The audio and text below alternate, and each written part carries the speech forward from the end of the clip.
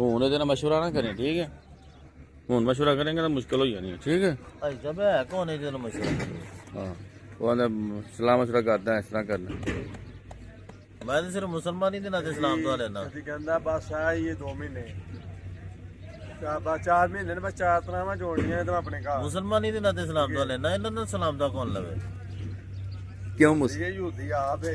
ਨਹੀਂ, ਯਹੂਦੀ ਤਾਂ ਨਹੀਂ ਕਹਿਣਾ ਚਾਹੀਦਾ। ਮੈਂ ਵੀ ਮੁਸਲਮਾਨ ਦਾ ਕਹਿੰਦਾ ਬਸ ਮੈਂ ਥੋੜੇ ਦਿਨ ਸੈੱਟ ਹੋ ਲਏ ਉਸ पे ਬੁਲਾ ਰਹੇ ਆ ਤੁਹਾਨੂੰ, बस आ रहे हैं थोड़ी देर तक। मुश्किल नहीं है, मैं काम कर देता आदमी, मफरत में काम हो जाता है। मुश्किल बंदा कोई एक ज़बान रखे, ठीक है ना। दिल पिछड़ी कर टाइम